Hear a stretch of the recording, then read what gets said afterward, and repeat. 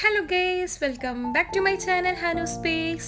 ഞാൻ നിങ്ങളുടെ മുമ്പിൽ വന്നിട്ടുള്ളത് ഒരു ബത്തക്ക വെച്ചിട്ടുള്ള ഒരു ജ്യൂസും അല്ല, ഒരു ഫലൂദ അല്ലാത്തൊരു റെസിപ്പി ആയിട്ടാണ്.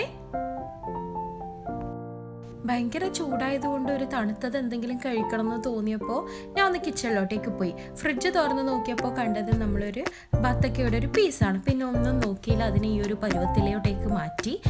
ആദ്യം തന്നെ നമുക്ക് വേണ്ടത് ഇത്രയും ഐറ്റംസ് ആണ്. ഒരു ചെറിയൊരു പീസ് ബത്തക്ക മാത്രമേ ഞാൻ ഫ്രിഡ്ജിൽ കണ്ടിട്ടുള്ളൂ, അതിങ്ങ് എടുത്തു. അപ്പോൾ നമുക്ക് ആവശ്യമായിട്ടുള്ളത് ഒരു ചെറിയൊരു പീസ് ബത്തക്ക ഇതുപോലെ സ്ക്വയറായിട്ട് അരിഞ്ഞു വെച്ചിട്ടുണ്ട്. പിന്നെ 4 സ്പൂൺ പഞ്ചസാര, പിന്നെ ഒരു കട്ടപ്പാൽ, പിന്നെ സേമിയ വേവിപ്പിച്ചത്, പിന്നെ കസ്കസ് കുതിർത്തിയത്, പിന്നെ കുറച്ച് ഐസ്ക്രീം. ഇത്ര ഐറ്റംസാണ് നമുക്ക് വേണ്ടത്.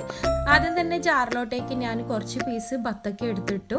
പിന്നെ നമ്മൾ കട്ടപ്പാൽ ഉടച്ചിട്ട് ഇട്ട് കൊടുത്തു. പിന്നെ പഞ്ചസാര ഇതിലോട്ടേക്ക് ചേർത്ത് കൊടുത്തു. മിൽക്ക് മെയ്ഡും കൂടി ഉണ്ടെങ്കിൽ നിങ്ങൾക്ക് ആഡ് ചെയ്യാവുന്നതാണ്. ഞാൻ നന്നായി ജ്യൂസറിലിട്ട് അടിച്ചു. ഇനി നമുക്ക് 2 ഗ്ലാസ് എടുത്തു. ഇതിലോട്ട് കട്ട് ചെയ്ത് വെച്ചിട്ടുള്ള കുറച്ച് ബത്തക്കയുടെ പീസ് അതിലോട്ടേക്ക് ഇട്ട് കൊടുത്തു.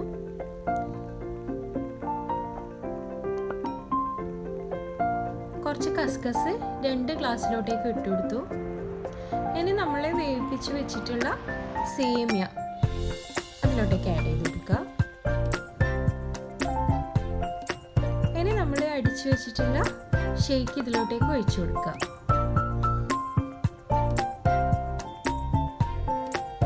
പിന്നെ ഞാൻ ഇതിൻ്റെ മുകളിലോട്ടേക്ക് കുറച്ചുകൂടി ബത്തക്ക ഇട്ട് കൊടുക്കുന്നുണ്ട്. കുറച്ച് കസ്കസ് കൂടി ആഡ് ചെയ്ത് കൊടുക്കുക. കുറച്ച് സേമിയ,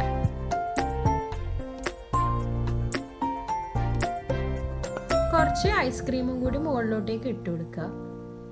ഐസ്ക്രീം ഇല്ലെങ്കിൽ ഇങ്ങനെ കഴിക്കാൻ നല്ല ടേസ്റ്റാണ്. ഞാൻ ഐസ്ക്രീം ഉള്ളതുകൊണ്ട് അതിലോട്ടേക്ക് ഇട്ട് കൊടുത്തതേ ഉള്ളൂ. പിന്നെ എനിക്ക് ചെറിയൊന്നും കിട്ടിയില്ല, ഞാൻ ഒരു 2 ബത്തക്കൻ്റെ പീസങ്ങ് എടുത്ത് വെച്ച് കൊടുത്തു. പിന്നെ ഫൈനൽ ലുക്കിലോട്ടേക്ക് പോവാം.